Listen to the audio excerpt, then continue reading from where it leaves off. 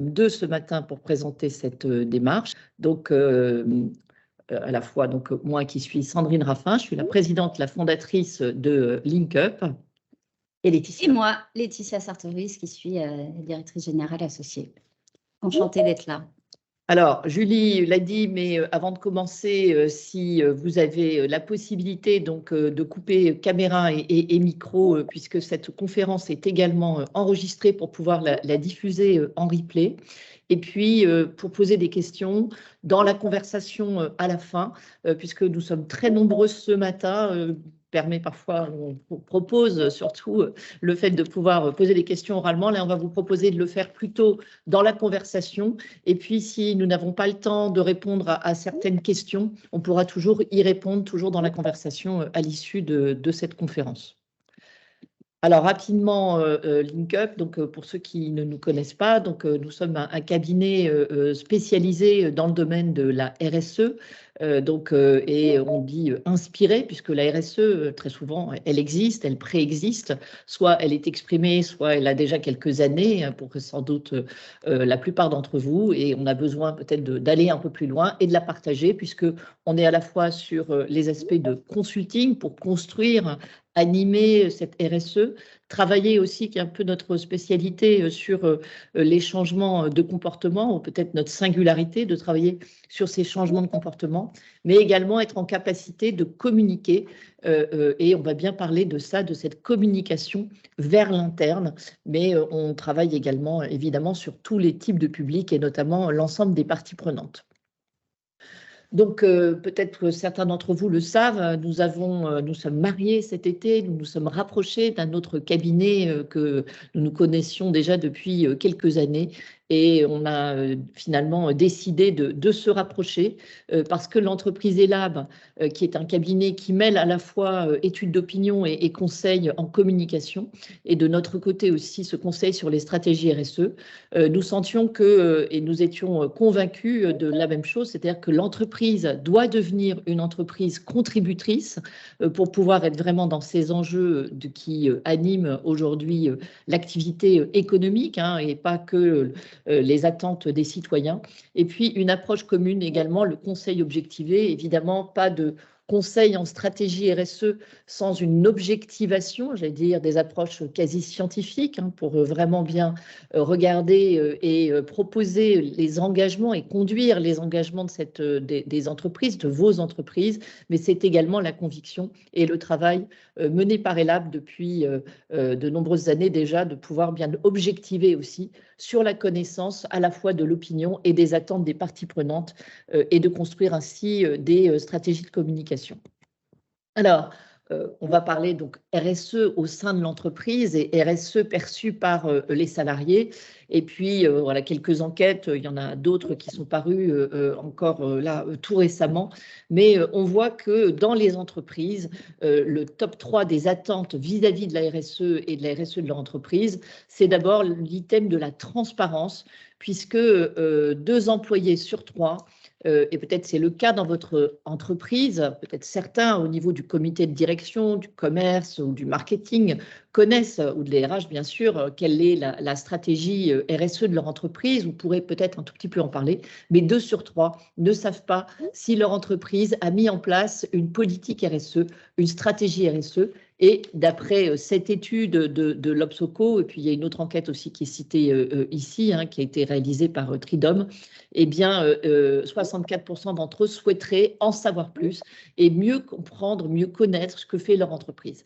Pourquoi? Parce que connaître et être capable de parler de l'engagement de son entreprise dans un contexte où les tensions sont très importantes sur les enjeux de l'engagement de l'entreprise, de sa responsabilité sociale, voire même sociétale d'entreprise, et ils ont besoin, pour pouvoir en parler, ça va nourrir le sentiment de fierté et d'être fier de travailler dans une entreprise engagée. Et 24%, donc à peu près un quart d'entre eux, selon ces enquêtes sur des échantillons représentatifs des salariés, aimeraient avoir un impact positif sur l'environnement. Il y a une très forte conscience de l'enjeu environnemental. Alors évidemment, ça ne veut pas dire que les enjeux qui sont plutôt les enjeux sociaux sociaux, hein, de tout un tas de sujets sur l'intégration du handicap, l'égalité hommes-femmes, etc. La juste rémunération n'est pas un enjeu important, mais aujourd'hui, il y a vraiment cette urgence d'avoir besoin de sentir qu'on est engagé sur l'environnement au travers de l'activité de son entreprise. Et puis après, on peut parler peut-être d'impact, hein, donc, là je ne fais pas référence aux entreprises à impact, mais en tout cas 18% d'entre eux, seulement 18% d'entre eux, donc à peine un cinquième, estiment que leur entreprise est suffisamment impliquée dans la crise écologique. Alors on pourrait dire bah, c'est déjà pas mal, hein, qu'à peu près 20% pensent que l'entreprise est impliquée. Bah, nous on trouve que c'est vraiment pas suffisamment, d'autant plus que très souvent dans vos entreprises, il y a des politiques évidemment mises en place pour justement travailler sur ces sujets de réchauffement climatique et puis bien d'autres encore, hein, sur cette crise écologique qui touche à la fois la biodiversité, tout un tas d'enjeux.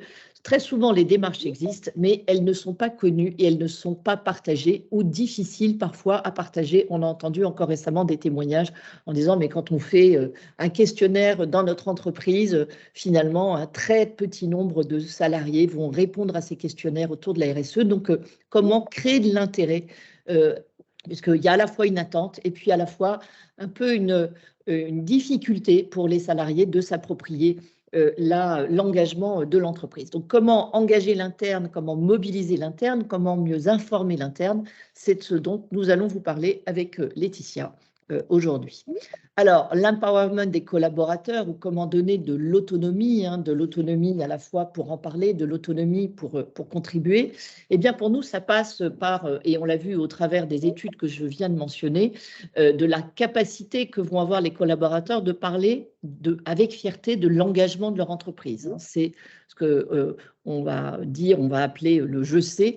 Derrière, c'est de contribuer à la mise en place des engagements, recevoir une information, mais être statique par rapport à cette information, ça ne déclenche pas l'appropriation. On a vraiment besoin de montrer comment chacun finalement contribue, apporte sa petite pierre à l'édifice ou sa grosse pierre à l'édifice, ça dépend aussi des fonctions dans l'entreprise, mais finalement lorsque vous mettez en place des stratégies RSE, eh bien sans doute que la plupart des salariés, que ce soit en magasin, dans l'usine, les commerciaux, sont aussi des contributeurs au travers de quelques éléments qui sont en train de se modifier dans leur quotidien. Donc, déclencher de l'appropriation, c'est de montrer et d'amener chacun à sentir qu'il est aussi une partie prenante et pas juste un récepteur d'une stratégie, d'une politique RSE dont on va, sur laquelle on attend éventuellement qu'il soit capable d'en parler. Et puis, enfin, l'empowerment, ça passe par cette autonomisation et cette capacité à participer, à contribuer, je viens d'en parler, pardon, mais également d'apporter des nouvelles solutions, chacun à son échelle. Il faut permettre aussi cette créativité, hein, on s'approprie les choses que lorsqu'on est, encore une fois, acteur, partie prenante. Donc là, si on veut résumer, eh bien, on a le côté je sais ce que fait mon entreprise, je sais et je comprends, je suis capable d'en parler, ce qui est autre chose, hein, c'est savoir et sur un langage dont on sait que souvent il est un peu complexe à comprendre, le langage qui nous anime sans doute tous les jours, mais ce n'est pas si simple de pouvoir parler de la stratégie RSE de son entreprise. J'agis, je contribue à la mise en place des engagements. Et le troisième point, je contribue. Donc c'est vraiment notre conviction, notre fil rouge de travailler autour de ce triptyque. Alors, moi j'ai envie de vous demander, et je ne vais pas vous demander de répondre, on est beaucoup trop nombreux, hein, mais qui dans votre entreprise est capable de dire et d'expliquer ce que veut dire le mot RSE ? Très souvent, y compris quand on rencontre des nouveaux acteurs, bien on a tendance à dire la RSE, le RSE, pardon, au lieu de la RSE. Donc, on va masculiniser le terme RSE, mais donc c'est bien la RSE parce que c'est la responsabilité sociale de l'entreprise, pardon. Vous connaissez ce terme, évidemment, mais je pense que vous pourrez questionner autour de vous. Peut-être vous serez assez surpris de la réponse. Et puis ensuite, parmi le top management, et c'est bien sûr dans les reporting RSE, dans les déclarations qui peuvent être faites, dans les constructions des stratégies, mais qui, au niveau du top management, et là je parle bien du top management, est capable de parler des ODD, de ces objectifs de développement durable qui structurent aussi les stratégies RSE et est capable d'expliquer à quoi servent ces ODD. Parfois, on peut en avoir entendu parler. D'où viennent-ils? À quoi servent-ils? Je pense que là aussi, au niveau du top management, je vous pose la question, qui est capable de le faire dans vos équipes? Je pense que la réponse n'est pas forcément positive, sinon vous ne seriez pas là pour assister à cette conférence. Et enfin, qui parmi les commerciaux, et c'est très important puisque le challenge est aussi très fort auprès de la politique commerciale des entreprises, que ce soit en B2B ou en B2C, est-ce que les commerciaux sont à l'aise pour expliquer comment l'entreprise s'engage plutôt que juste de dire on a une politique ou une stratégie RSE, on a un reporting extra-financier. Déjà, c'est des termes complexes. Qu'est-ce que ça veut dire, le reporting extra-financier, qui est capable d'expliquer comment l'entreprise s'engage au niveau des commerciaux, alors que c'est un enjeu capital. Dans tous les marchés aujourd'hui, il est demandé la plupart du temps, y compris en grande consommation, que ce soit les distributeurs et puis éventuellement le consommateur final, mais même les distributeurs prêtent une très grande attention, quel que soit le domaine, à l'engagement de l'entreprise. Alors, comment changer la donne et permettre cette appropriation? Alors, quelques convictions avant de parler méthode. La première, elle est vraiment toute simple, c'est de simplifier le discours. Finalement, dans tous les métiers, on a tendance à jargonner et à expliquer. Quand on est un ingénieur, un technicien, on va s'entendre entre ingénieur et technicien, ou quand on est un directeur financier, on va s'entendre entre spécialistes des finances. Mais dans la RSE, c'est pareil. On a besoin de rendre les choses plus appropriables, plus faciles à comprendre. Donc, simplifier le discours, ça commence par nommer cette démarche RSE pour qui fait référence, et on fait là avec Laetitia une référence à Simplissime, vous savez, ce livre qui a eu tellement de succès au niveau des recettes de cuisine, mais pas que. Comment rendre les choses simplissimes? Ça passe par le naming en bon marketing. Donc, je mets quelques exemples, mais vous en connaissez bien d'autres et c'est peut-être déjà le cas dans votre entreprise. Comment pouvoir faire référence à l'engagement de l'entreprise en pouvant parler et en nommant la démarche tout simplement. Donc Heineken, c'est Brassons un monde meilleur avec leur structuration autour de 3 piliers. Chez Bell, où le groupe a décidé d'apparaître comme engagé dans sa signature de groupe, Bell for All for Good, mais avec la création à laquelle nous avons contribué du naming d'une démarche dédiée à l'interne, Actors for Good. Donc Bell a décidé de créer un nom et on va reparler de ce cas un peu plus loin.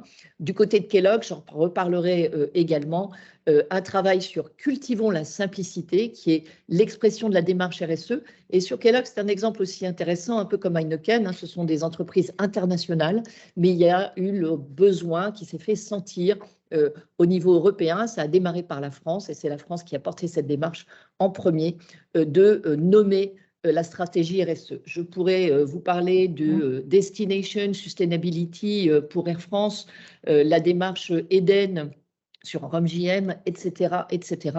Premier exercice, nommer la RSE, la rendre appropriable parce qu'on peut y faire référence et à chaque fois que quelque chose est mis en place, on peut faire référence à la démarche une fois qu'elle est nommée. Sinon, on parle de stratégie RSE et toujours avec ce terme que souvent les gens ne savent pas définir. La deuxième conviction, c'est de montrer comment chacun peut participer et comment chacun peut être une partie prenante. J'en parlais en introduction. Il est très important pour qu'on puisse parler de quelque chose, de sentir qu'on est aussi acteur. Alors nous, on a essayé de formaliser cette réflexion autour de l'entonnoir inversé. Alors vous pourriez l'appeler la pyramide inversée. On me disait qu'entonnoir, ce n'était pas très joli, mais finalement, je trouve qu'entonnoir, c'est clair. On rentre par le petit bout et ensuite, on va permettre d'aller sur quelque chose de beaucoup plus large qui est justement cette stratégie RSE. Alors, qu'est-ce que ça veut dire l'entonnoir inversé? Eh bien, là, vous voyez des petits pictos qui vont représenter les bureaux, l'usine, les magasins. Eh bien, parler de la RSE à une équipe, c'est de commencer par leur montrer ce qu'ils font quotidiennement et qui est connecté aux enjeux RSE et à la stratégie RSE de l'entreprise. C'est comme ça qu'on va capter l'attention. Je suis un commercial, finalement, on est en train de m'équiper de voitures hybrides ou de voitures électriques où on m'a aussi formé à l'éco-conduite. Eh bien, en appliquant cette éco-conduite, je participe à la stratégie RSE de l'entreprise.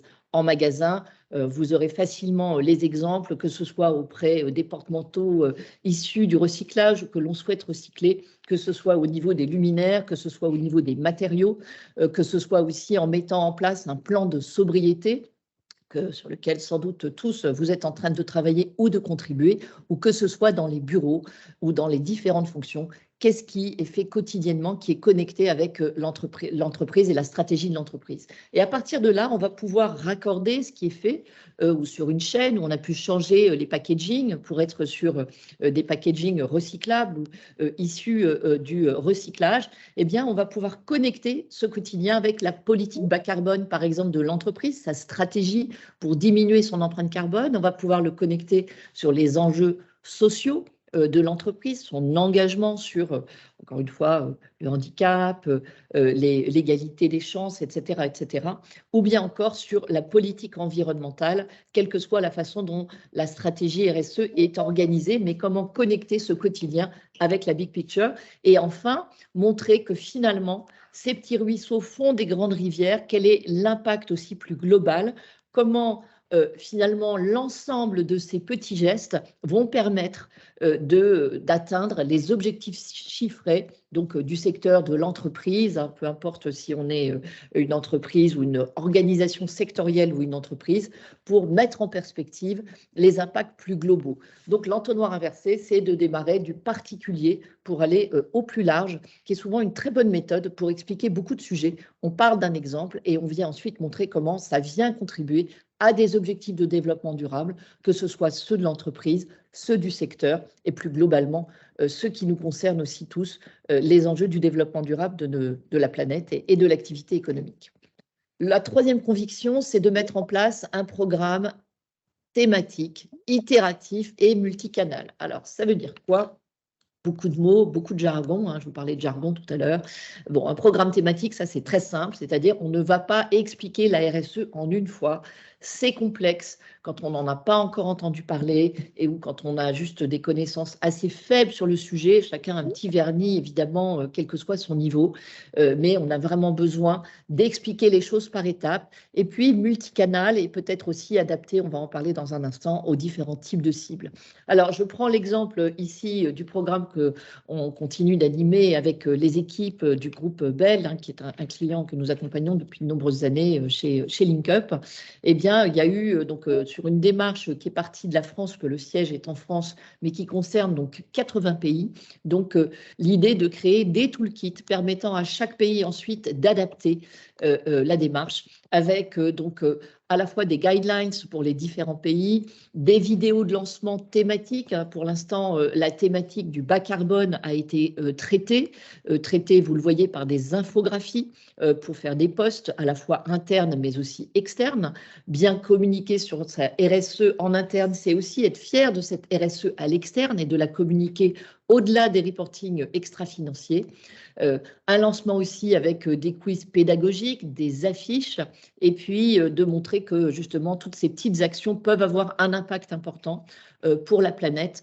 Et ensuite, il y a eu ce travail précisé dans des guidelines d'adaptation, de capacité d'adaptation dans les usines, les commerciaux, les personnels de bureau, pour montrer comment chacun contribue déjà ou comment chacun pourrait aussi aller plus loin en contribuant et en mettant mieux en place les actions qui sont proposées dans le cadre de la stratégie.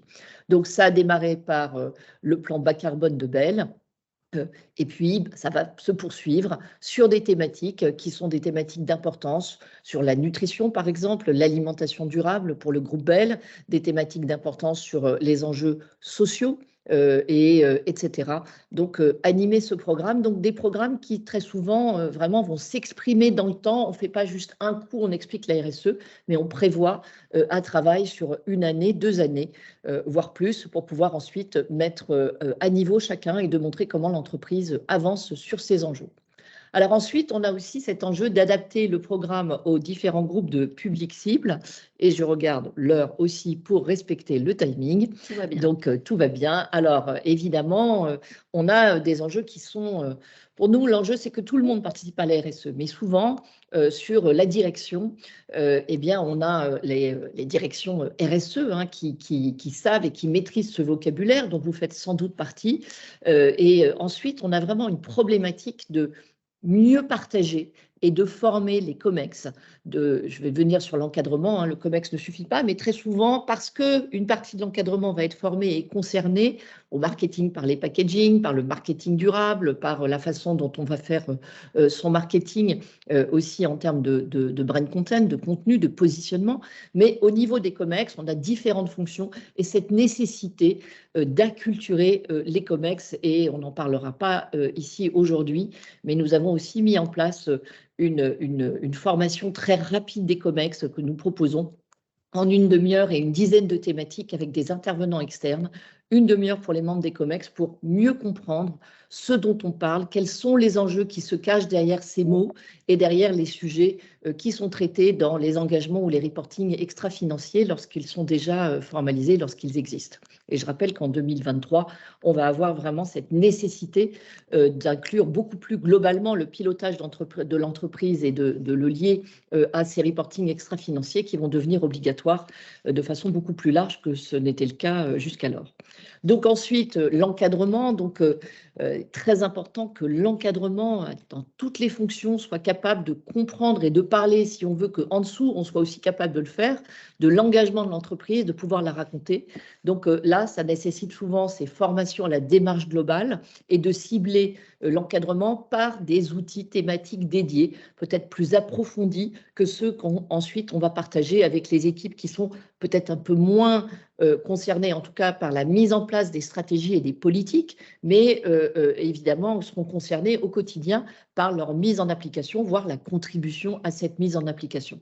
Donc, des formations dédiées, là, on entend beaucoup parler de la fresque du climat, qui évidemment est une première étape très intéressante d'acculturation, mais avec un besoin qui nous apparaît nous très important, c'est d'être spécifique à l'entreprise et pas, bien sûr, c'est déjà une première étape intéressante et importante, mais ensuite, qu'est-ce que fait l'entreprise? Qu'est-ce qu'elle peut faire? Qu'est-ce qu'elle doit faire? Qu'est-ce qui peut être fait au niveau de son secteur? Et donc de permettre l'appropriation, puisque sinon on est face aussi à des formations qui sont assez stressantes, puisqu'on se rend compte des enjeux du réchauffement climatique, hein, si on parle de la fresque du climat, mais il y a aussi des fresques numériques, des fresques thématiques, mais de sentir derrière qu'on peut être un acteur, un contributeur pour enrayer la machine qui justement développe ces impacts que l'on voit bien comme étant négatifs, notamment dans ce travail à la fois intéressant donc de mobilisation, mais sans doute un peu global et avec cette nécessité d'être plus spécifique.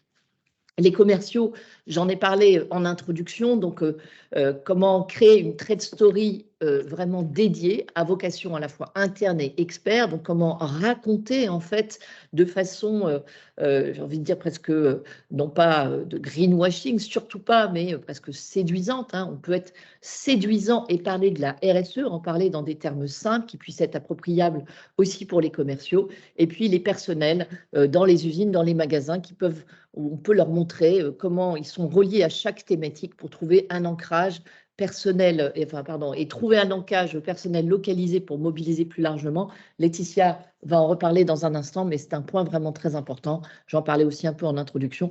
Qu'est-ce que je fais dans mon quotidien, localement, dans le magasin où je travaille, dans l'usine, dans mes fonctions commerciales ou autres, qui me permettent de contribuer et ensuite de montrer comment cette contribution vient œuvrer plus globalement. Et puis on en parlera un peu en fin de cette conférence avec une proposition, mais bien sûr la mesure de l'appropriation par les collaborateurs de la démarche RSE, évaluer ce qui est connu, mal connu, mesurer l'adhésion, identifier les freins. J'en reparlerai dans une dizaine ou une quinzaine de minutes, puisque je vais d'abord passer la parole à Laetitia pour présenter l'approche méthodologique que nous vous proposons autour de cette appropriation de la démarche RSE dans l'entreprise. Merci Sandrine. Donc, Sandrine a rappelé finalement ce qui forge nos convictions, nos fils rouges, les étapes clés quand on a accompagné un certain nombre de nos clients autour de l'empowerment RSE. Et donc, on a travaillé sur une méthodologie qui vient compacter finalement ces convictions et que je vais vous présenter à l'instant. Donc, évidemment, c'est une approche qui est packagée. Son enjeu, c'est de pouvoir rendre votre démarche RSE la plus concrète possible, la plus appropriable par vos équipes. Et à l'agence, Sandrine l'a présenté en introduction, on a cette philosophie et en tout cas cette empreinte autour des sciences du changement de comportement, des sciences comportementales. Sandrine a publié sur le sujet, elle est une experte sur ces sujets-là et c'est vrai que cette méthodologie, elle est empreinte des méthodes de changement de comportement qu'on manipule aussi bien dans la santé publique que sur des sujets liés au développement durable. Alors, notre enjeu chez un client, évidemment, c'est de pouvoir déployer un programme interne d'empowerment, c'est bien notre sujet. Comment faire pour que finalement l'ensemble des collaborateurs ne soient pas simplement passifs par rapport à la RSE, mais qu'ils deviennent, et c'est finalement un peu le Graal, tous acteurs, tous contributeurs de la démarche RSE de l'entreprise. C'est bien cette idée d'un programme RSE qui est porté par les femmes et par les hommes engagés au sein de cette entreprise. Et c'est ce qui nous semble intéressant et important quand on est dans ce cadre-là. Alors, l'enjeu, il est clair, amener les collaborateurs à s'approprier les engagements RSE de l'entreprise. Et on va le voir un petit peu plus loin dans la présentation, les engagements RSE clés. On va pas tout adresser, parce que pour pouvoir parler de ces engagements clés, pour pouvoir en parler, il faut arriver à les prioriser, à les sélectionner. En parler, c'est aussi faire valoir la fierté qu'on a à appartenir à cette entreprise. Donc l'appropriation, premier enjeu. Puis le deuxième point, c'est comment agir à son échelle au sein de l'entreprise. Et puis finalement, cette dernière quête, comment contribuer au sein de l'entreprise et apporter sa pierre à l'édifice. Alors, on a travaillé sur un programme qu'on va vous présenter qui est structuré, justement, pour un peu itératif, parce que on avance en marchant, comme on dit, une étape après l'autre. C'est un programme qui vise à la fois, bien sûr, à embarquer l'interne, à mobiliser les équipes, mais aussi à travailler sur le rayonnement et la communication de votre démarche RSE, à la fois en interne, mais aussi en externe. Et évidemment, je l'ai dit, on s'appuie sur les méthodologies de changement de comportement et on va vous parler également d'un système d'évaluation, parce que ce soit en changement de comportement et globalement pour ce type de programme, si on veut une mobilisation qui soit à la fois la plus pérenne possible et la plus efficiente, évidemment, il faut le mesurer. Alors, faire de chaque collaborateur un acteur engagé, on a travaillé autour de 4 étapes pour justement avoir cette démarche progressive dont je parlais, qui permet finalement à chaque membre, à chaque collaborateur de devenir un membre à part entière de ce mouvement collectif d'engagement de l'entreprise. Et finalement, c'est ça qu'on trouve intéressant aussi, que ce ne soit pas qu'une information reçue, mais vraiment de devenir partie prenante, de prendre part à ce mouvement et d'être impliqué. Donc, 4 étapes. La compréhension, qui est extrêmement importante et je vais revenir dans le détail. Une fois qu'on a compris, il y a cette idée de comment on engage, comment on génère cette appropriation dont Sandrine a parlé. Une étape de déploiement, bien sûr, avec des outils et une étape de mesure, d'évaluation qui est intéressante. Alors, si on rentre dans le détail, quand on parle de faire comprendre sa RSE, qu'est-ce que ça veut dire? C'est finalement raconter la RSE de l'entreprise, c'est faire valoir, à notre sens, la raconter la plus concrètement possible. Donc, comment on fait valoir concrètement quelle est la réponse apportée par l'entreprise aux enjeux RSE du secteur. Et ça nous semblait extrêmement important d'avoir finalement une approche très concrète, très pragmatique. Donc, le premier point, c'est de se dire ce que Sandrine disait dans ses convictions, On ne peut pas tout dire d'un coup, d'un seul. Et nous, notre conviction, c'est d'avoir une approche finalement assez thématique. Il faut arriver à prioriser, à thématiser l'approche de sensibilisation des collaborateurs si on veut favoriser cette compréhension. Ce n'est pas simple. Évidemment, quand on est responsable de la RSE, on est confronté à ça tous les jours. Quand on est en usine, quand on est un commercial, on n'a pas forcément la même sensibilité à ces sujets-là. Et donc, vouloir apporter la totalité et expliquer la totalité de la démarche RSE fait beaucoup d'informations. Et nous, il nous semble qu'une approche thématique, justement, ça va favoriser cette compréhension. Le deuxième point, au-delà de cette approche thématique, c'est qu'il faut sélectionner quelles sont les thématiques clés qui vont intéresser, impacter, motiver les collaborateurs autour de ça. Et donc, c'est là où nous, LinkUp, on peut apporter ce regard aussi, en regardant votre démarche RSE, de prioriser quelles sont les thématiques et dans quel ordre on va les aborder, justement pour pouvoir favoriser cette appropriation.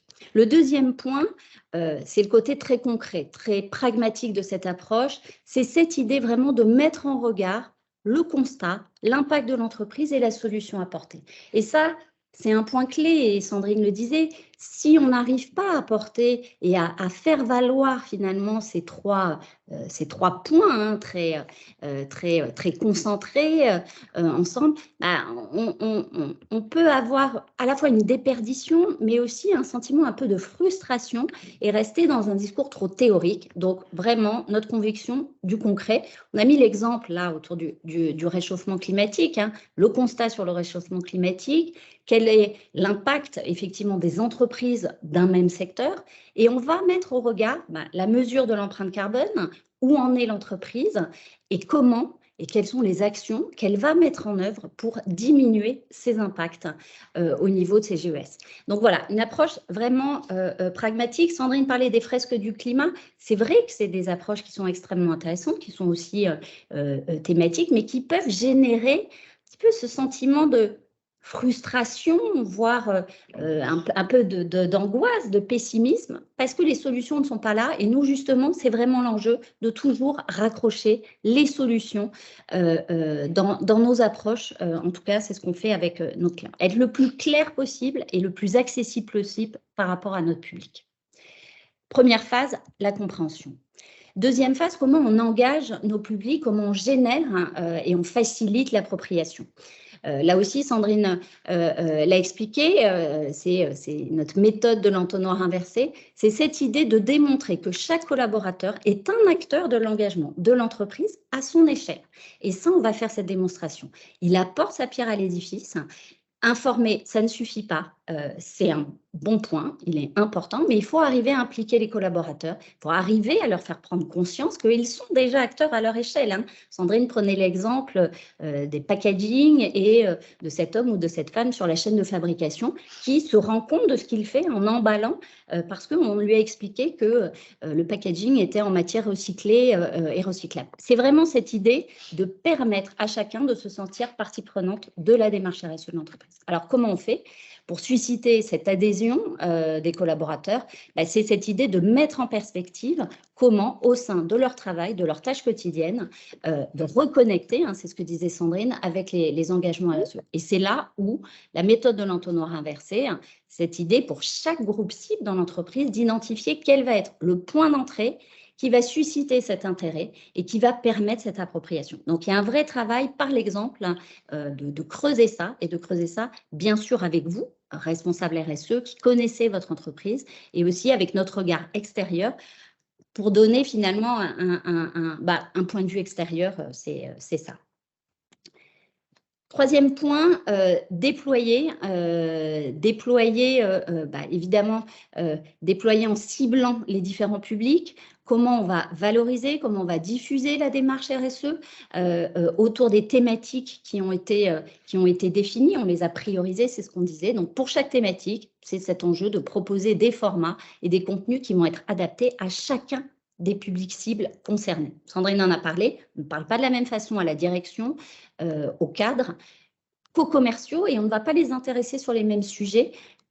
De la même façon avec les personnels en usine. Donc, c'est vraiment cette idée de trouver les bons formats susceptibles d'intéresser chacune des cibles. Et puis, voilà, quand on est en usine, on n'est pas forcément connecté, on n'a pas d'ordinateur, ou en tout cas, c'est à la maison. Donc, on trouve des formats, on va plutôt être sur des formats affiches, alors que, évidemment, pour le siège, c'est intéressant d'être sur des formats webinaires, etc. Donc, on a ce travail-là et cette adaptation qu'on va faire avec un toolkit plutôt pour le siège, pour le terrain, pour les commerciaux, et plutôt des toolkits spécifiques pour les populations et les cibles, plutôt usines, plutôt retail, magasins, pardon. Voilà, donc il y a vraiment ce travail d'adaptation sur les formats et sur les outils. Sandrine, peut-être un petit mot pour expliquer un programme et notamment les outils qui ont été déployés sur ce programme? Alors, donc, filiale d'un groupe mondial bien connu, le groupe Kellogg's. Donc, en France, la direction et l'équipe, il y a un peu plus de 2 ans, 3 ans maintenant, décident justement de donner, enfin, de faciliter l'appropriation de l'engagement du groupe. Alors ça, c'est d'abord évidemment formalisé par une vraie démarche spécifique pour la France, en reprenant les engagements du groupe, mais en voyant aussi ce qui se passait au niveau français plus particulièrement. Et puis le naming, le fait de nommer cette démarche pour la France, ensuite ça s'est développé au niveau européen, donc cultivons la simplicité. Et ensuite, eh bien, 4 sessions, un programme de formation et de partage, donc plutôt avec un public de cadres, de commerciaux, et puis de tout ce qui permet de gérer l'administration. Donc, ce ne sont pas des équipes très nombreuses, mais un format qui a très bien fonctionné. Donc, 4 sessions d'1 heure avec la contribution d'experts et à chaque fois sur les différentes thématiques en lien avec la RSE. Donc, une présentation, un partage et vraiment une session assez importante pour répondre aux questions, susciter l'interaction et justement aussi dans ces partages sur chacun des sujets, de bien être très concret, comme le disait Laetitia, et de démontrer aussi à chacun comment finalement, dans son quotidien, même si les produits qui sont proposés par Kellogg's ne sont pas fabriqués en France, mais finalement, c'était quand même assez important pour chacun de comprendre ce qu'il y avait dans leurs produits et en quoi il y avait des engagements aussi sur l'approvisionnement responsable, par exemple. Et puis, côté commerciaux, là, on a un public qui est un peu particulier, qui était très challengé par la distribution. Et donc, ce qui a été proposé après ces sessions de formation, ils y ont tous participé, c'est de leur proposer de faire un concours de pitch, qui puisse, alors on était en pleine période de confinement, déconfinement, reconfinement, en tout cas travail à distance, donc que chacun puisse venir s'enregistrer et de montrer comment, si lui devait raconter la RSE, et évidemment avec une trade story qui leur a été partagée, un format spécifique, un PowerPoint qui soit encore une fois appropriable et où les gens n'allaient pas se sentir en défaut, parce que c'est très compliqué si on pose une question, je prends l'exemple sur les céréales, eh bien ces céréales finalement elles sont sur le plan nutritionnel très sucrées et elles amènent à créer de l'obésité. Bien, si on n'est pas nutritionniste ou on ne se sent pas nutritionniste dans l'âme, parfois on est tous un peu nutritionnistes en France parce qu'on a tous des convictions très forgées sur le sujet, eh bien on a du mal à expliquer que en réalité, telle céréale est faite avec un maïs écrasé et tel autre a vu sa recette baisser de plus de 50% de sucre ajouté, puisque les céréales, c'est déjà du sucre en soi. Bref, vous voyez, c'est un peu complexe pour ceux qui ne connaissent pas. Et donc, on a amené les commerciaux à pouvoir parler des engagements de Kellogg's. Ça ne veut pas dire qu'on en a fait des spécialistes, par exemple, dans l'emballage responsable, mais qui sont capables d'y faire référence et évidemment capables de dire sur ce sujet-là, je reviendrai vers vous avec l'équipe spécifique, mais ce concours de pitch avec un prix à gagner, qui était un week-end en famille dans les arbres, eh bien, a eu beaucoup de succès et les commerciaux se sont vraiment totalement prêtés au jeu de ce concours de pitch. Donc, voilà un exemple ensuite qui a été dupliqué, donc porté et créé en collaboration très étroite, évidemment, avec les équipes de Kellogg's France, avec nos experts aussi chez nous. Et puis des experts aussi externes, contribution d'experts externes qui prenaient la parole sur ces engagements pour apporter aussi de la caution. Donc quelque chose qui a très bien fonctionné, qui s'est déployé ensuite au niveau européen. Merci Sandrine. Ça illustre bien effectivement le troisième point autour du déploiement et de la personnalisation des outils en fonction des publics cibles. Et le dernier point de cette méthodologie, c'est l'évaluation. Une évaluation à la fois effectivement pour mesurer l'appropriation au sein de l'entreprise et aussi, après chacune des thématiques, hein, et aussi pour récupérer du feedback. Hein, et ça, c'est très changement de comportement. Récupérer du feedback auprès des collaborateurs pour pouvoir optimiser les prochaines thématiques et faire que l'appropriation soit encore plus forte. Je vais laisser la parole à Sandrine. Donc voilà pour résumer un peu notre méthodologie d'approche autour de ces quatre étapes. Et peut-être un petit mot, Sandrine, sur une actualité. Alors, une actualité, ça va être dans un instant le lancement d'un baromètre, hein, puisque LinkUp et Lab, j'en parlais en introduction, donc va vous proposer de participer à un baromètre. Mais je crois que ce qui est aussi important dans l'évaluation, c'est qu'on n'est pas uniquement dans l'évaluation du feedback postérieur à une thématique concrète, puisque souvent on nous a dit mais c'est compliqué, on envoie des questionnaires, personne ne répond. Eh bien, cette évaluation, elle est aussi très intéressante et on le voit sur les sujets, sur d'autres sujets, hein, des auto-questionnaires, des questionnaires qui sont proposés lorsqu'on a un intérêt pour telle et telle thématique, hein, j'allais dire dans les magazines et autres, quel conducteur sommes-nous, quel ceci, quel cela, etc. C'est d'évaluer ou de proposer des questionnaires pré-thématiques. Pourquoi? Parce que ces petits questionnaires pré-thématiques, ou ce dont on va vous parler maintenant de participer éventuellement à un baromètre qu'on va développer avec Elab, ça permet de commencer à susciter l'intérêt. Même si l'ensemble des collaborateurs n'y participent pas, tout d'un coup, ils sentent qu'on s'intéresse à eux, parce que évidemment, bien sûr que dans la RSE, on s'intéresse à l'ensemble des collaborateurs, mais de faire un premier questionnaire pour comprendre de façon là aussi concrète et pas en faisant attention à nos jargons, hein, encore une fois, très habitués à ces sujets. Et vous voyez, là, on entend des termes de feedback, de template, etc. Et ça ne veut pas dire que c'est ce qui est fait dans les questionnaires, mais je pense que c'est très important d'être vraiment très concret et de le faire déjà au préalable, si possible, avant ensuite de démarrer une démarche thématique d'engagement pour commencer à dire mais ça nous intéresse de savoir ce que vous savez sur ce qui est fait dans l'entreprise, ça nous intéresse de savoir si ça vous intéresse, si vous sentez que c'est concret, etc.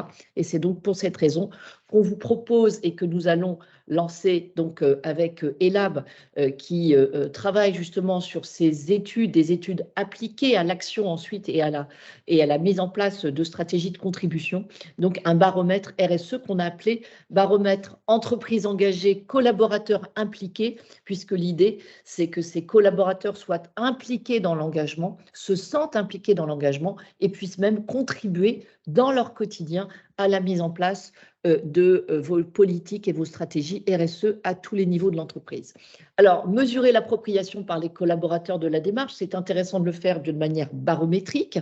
Barométrique parce qu'on va démarrer une première année, et encore une fois, avant éventuellement d'avoir développé un programme sur ce qui est connu, mal connu par les collaborateurs. Donc, est-ce qu'ils connaissent les priorités, les engagements, des actions prioritaires? Donc, sans rentrer peut-être dans un premier temps dans un niveau de granularité qui est trop important, mais sur lequel il est possible d'avoir une personnalisation dans votre entreprise, puisque nous allons faire, nous, sur un échantillon représentatif de la population française, mais ensuite, évidemment, population qui travaille en entreprise, hein, de services B2B, B2C, donc un échantillon représentatif et de Français salariés, et ensuite de peut-être pouvoir le personnaliser aussi à votre entreprise. Donc, on va proposer dans les semaines à venir un dispositif un peu particulier pour ceux qui le souhaitent.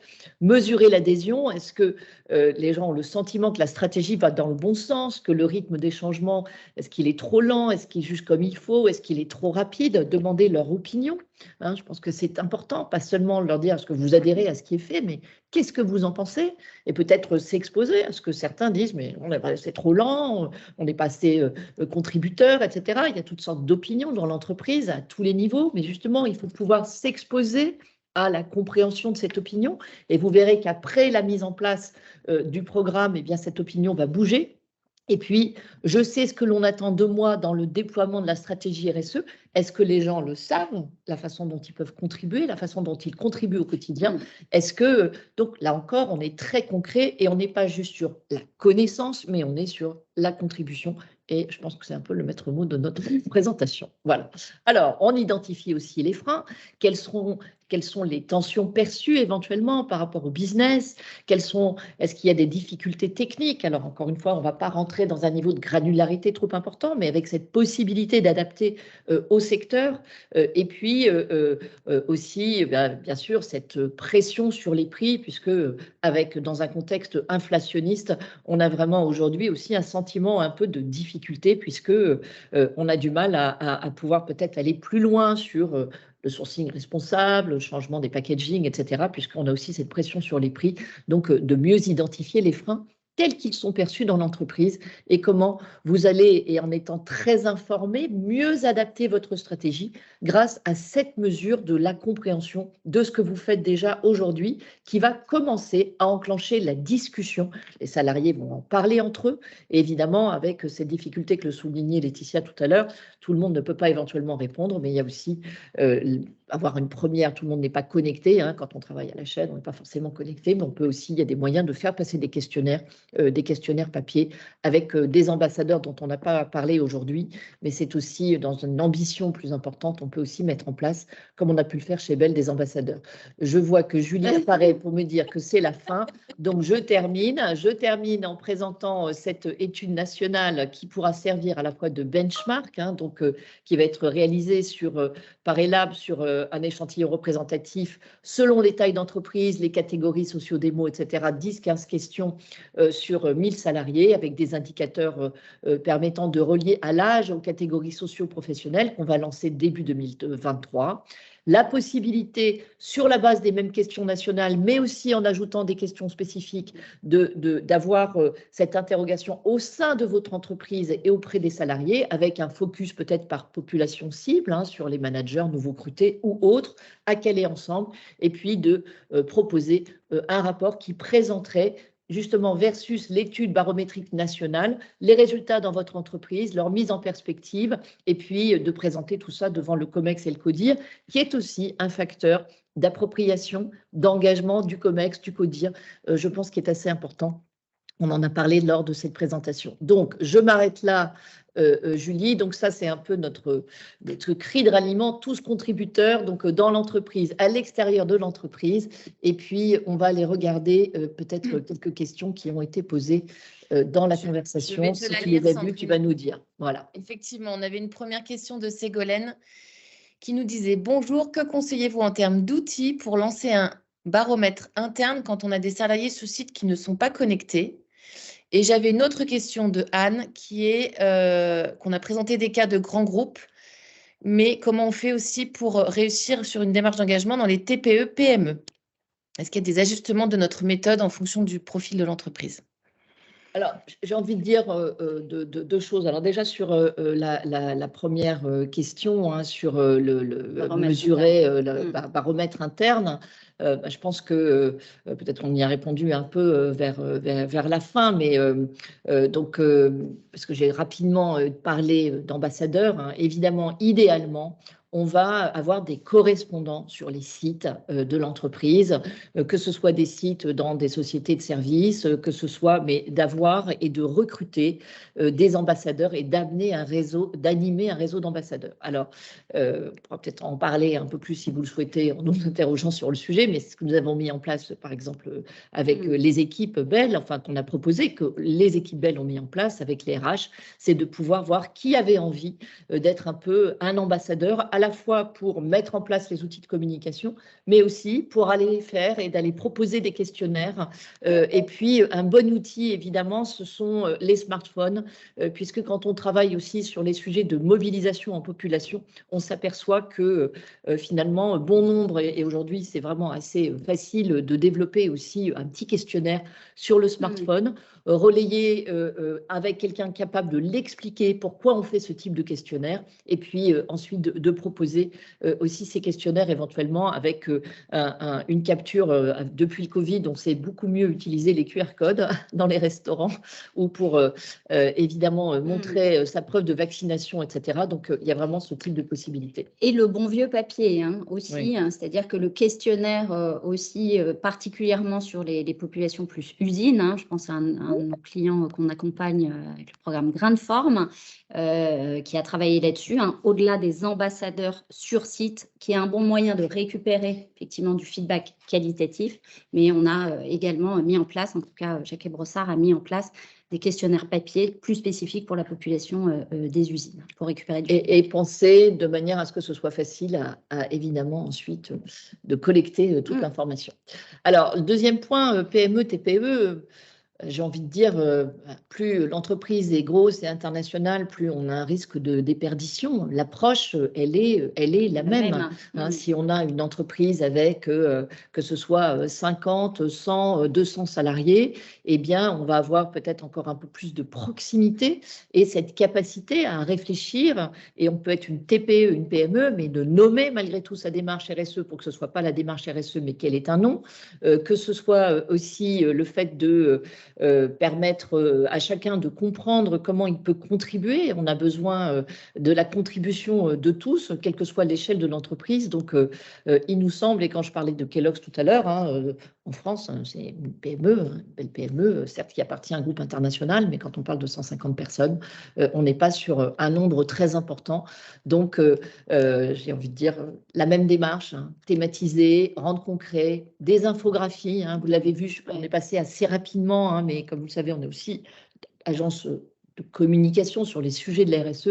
C'est très important que les gens puissent avoir des petits mémos de quoi on parle finalement, c'est quoi nos objectifs, quelles sont nos mesures d'indicateurs, comment on s'est engagé à porter aussi, même si on passe par l'entonnoir inversé, donc démarrer par le particulier pour aller au plus large, mais aussi dans les PME, les TPE, quels sont nos objectifs et les objectifs concrets. Alors, on ne t'entend pas, Julie. Tu as un petit... Voilà. C'était fait exprès, c'est pour savoir si vous suiviez. Gabriella qui nous demande, pourriez-vous nous transmettre le baromètre national ainsi que celui à effectuer en interne, s'il vous plaît? Alors, le baromètre national, pour l'instant, il est en cours de création et il sera communiqué quand il sera réalisé. Maintenant, si vous souhaitez participer, n'hésitez pas à nous contacter et on pourra vous présenter avec les équipes des labs, qui sont vraiment les spécialistes de ce sujet, l'approche.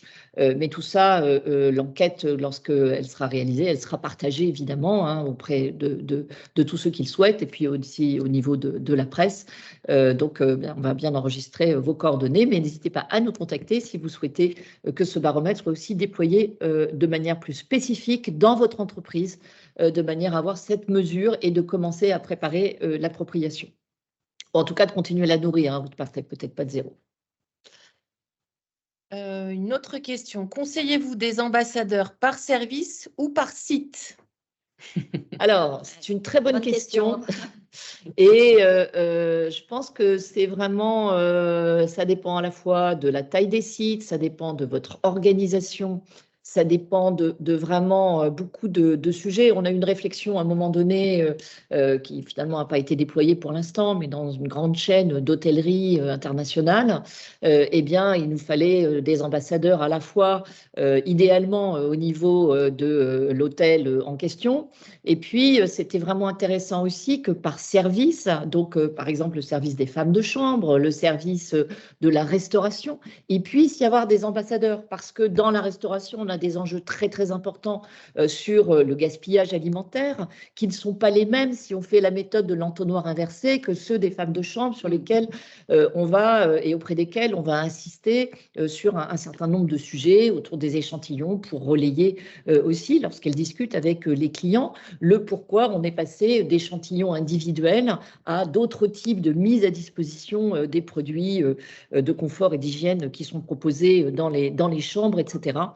Ou pour d'autres pratiques sur l'eau, par exemple, lorsque ces hôtels mettent en place des carafes d'eau ou de l'eau filtrée plutôt que de mettre en place des petites bouteilles en plastique. Donc, on n'a pas tout à fait les mêmes enjeux. Donc, vous voyez, j'ai pris cet exemple très concret. Donc, on est à la fois par site, un ambassadeur qui va être peut-être un niveau d'encadrement au niveau du site, l'hôtel, l'usine, etc., les différents services des entreprises, hein, si on est au niveau du siège, etc. Et puis ensuite, sur l'entonnoir inversé, c'est vraiment intéressant d'avoir aussi par service. Pour l'instant, je n'ai pas d'autres questions. Beaucoup de remerciements pour cette présentation très complète. Beaucoup de demandes pour avoir le replay. Et quelques personnes... Ah si, j'ai une question d'Agathe. Nous aimerions faire des vidéos de salariés ambassadeurs qui parlent de leur métier en intégrant la question. Et quelle place pour la RSE dans votre quotidien? Avez-vous des exemples de ce type de com ou de bonnes pratiques pour assurer l'adhésion et le volontariat, pour les réaliser? Oui, on en a fait beaucoup. Alors, sur des programmes internes ou moins internes, sur des programmes aussi de valorisation de la démarche RSE à l'externe.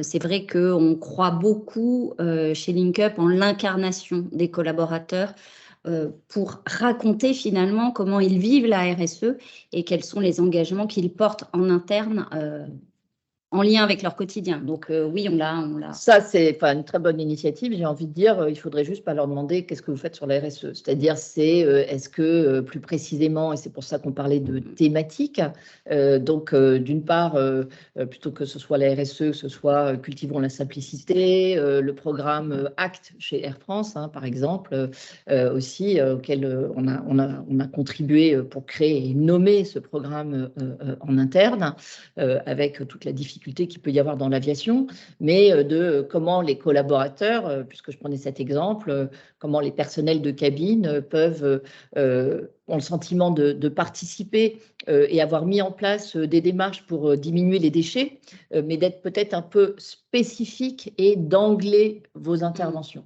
Encore une fois, voilà, participer à la RSE, ça dépend quelles sont vos cibles, hein, bien sûr, hein, je vous laisse complètement juge de ce que je suis en train de dire, mais voilà, rendre les choses concrètes et participer à la baisse des déchets, évidemment par rapport au poids sur le climat de l'avion, c'est très, très, très, très faible, mais c'est déjà une première étape. Et le fait que les personnels de cabine participent au tri, bien c'est malgré tout un geste important sur lequel on peut les sensibiliser, les amener justement à être plus contributeurs face à une tâche qui n'est pas très agréable quand on doit trier les déchets d'un avion. Nous n'avons pas d'autres questions et je pense qu'on a largement débordé. Il est 10 heures. Non. Donc, 3 quarts d'heure, c'est court sur ce beau sujet. Oui, en fait. Non, mais je suis très bavarde par ailleurs. Donc, merci en tout cas à tous d'être restés aussi longtemps et de votre intérêt. Et n'hésitez pas à nous interroger. On sera ravis de packager votre RSE si ce n'est pas le cas et de faciliter la contribution de tous. À bientôt. Et de préciser si besoin aussi. Hein, oui, les aspects budgétaires, voilà, bien sûr. Merci, belle journée à vous tous. Au revoir. Au revoir.